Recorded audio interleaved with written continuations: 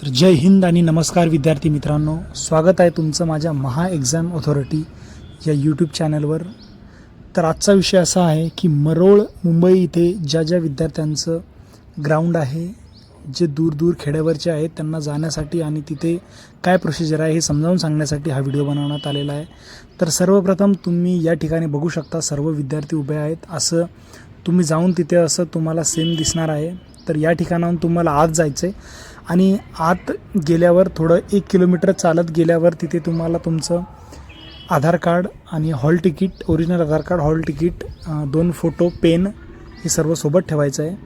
तर तिथे स्टार्टिंगला तुम्ही त्यांना ते दाखवल्यानंतर तिथे तुमची बॅग जमा होईल आणि तुमची बॅग जमा झाल्यानंतर हे एका पॉलिथिनमध्ये घेऊन आणि तुम्ही त्याचबरोबर तुमच्यासोबत केळी, सफरचंद, वॉटर बॉटल तुमची आणि इलेक्ट्रॉल पावडर हे सुद्धा कंटिन्यू तुम्हाला सोबतच ठेवायचं एका पॉलिथिनमध्ये. त्यानंतर तुम्ही आत जासाल आणि आत गेल्यानंतर तुमचं तिथे हाईट होईल. हाईट झाल्यानंतर चेस्ट मोजतील तुमचे.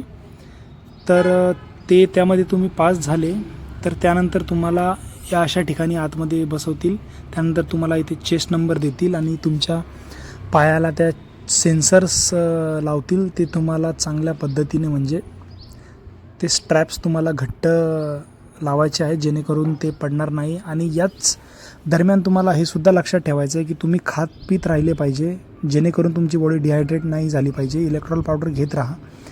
आणि त्यानंतर हे सर्व प्रोसिजर झाल्यानंतर तुम्हाला मग आतमध्ये नेतील. तर तुमचा त्यानंतर स्टार्टिंगला गोळा होईल. असं काही कंपल्सरी नाही की गोळाच होईल, पण हे बघू शकता गोळ्याचं ग्राउंड आहे. इथे तुम्हाला गोळा फेकायचा आणि एक लक्षात असो, गोळा हा तुमचा आउट ऑफच गेला पाहिजे. त्यामुळे घरी असताना गोळ्याला पाटी लावून प्रॅक्टिस करा, कारण की तिथे खूप फरक पडतो. बघा, असा आउट ऑफ गोळा तुम्हाला पाडायचा, हा सेम गोळा. त्यानंतर हे 1600चं ग्राउंड आहे मरोळचं. तर 1600चा ट्रॅक पण खूप चांगला आहे आणि तुम्हाला म्हणजे काही ट्रॅकवर प्रॉब्लेम येणार नाही. तर या 1600च्या ट्रॅकवर स्टार्टिंगलासुद्धा चिप आहे आणि एंडिंगलासुद्धा चिप आहे, म्हणजे सेन्सर्स आहे. तर तुमचा टाईम एकदम ॲक्युरेट निघतो. टाईममध्ये काहीही प्रॉब्लेम होत नाही 1600ला. तर 1600चा ट्रॅक पण खूप चांगला आहे. ऊन लागत नाही.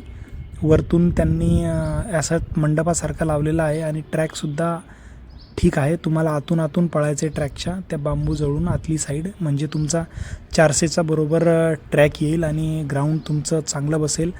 आणि या दरम्यान तुम्हाला बॉडी डिहायड्रेट होऊ द्यायची नाही आहे.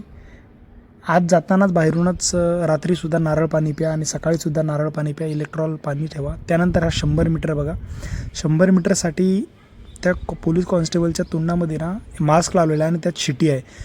तर ते लगेच शिटी मारतात. स्टार्टिंगला 100 मीटरला सेन्सर नाही आहे, लास्टला आहे. त्यामुळे शिटी वाजताच लगेच पळत सुटायचं आणि लास्टला तुमचा टाईम काउंट होतो. तर इथे असं म्हणतात की मरोळला थोडा प्रॉब्लेम आहे 100 मीटरचा, पण ठीक आहे. तुम्ही त्या शिटीवर लक्ष ठेवा. शिटी वाजली म्हणजे तुम्हाला निघायचं एवढं लक्षात ठेवा आणि लास्टला तुमचा टाईम काउंट होतो. या सगळ्यामध्ये लक्ष ठेवायची हीच गोष्ट आहे की तुम्ही रात्रीची नीट झोप घ्या. ड्रॉमेटरीज किंवा हॉटेलवर थांबा. मच्छरामध्ये थांबू नका. बॉडी डिहायड्रेट होऊ देऊ नका. पाणी भरपूर प्या.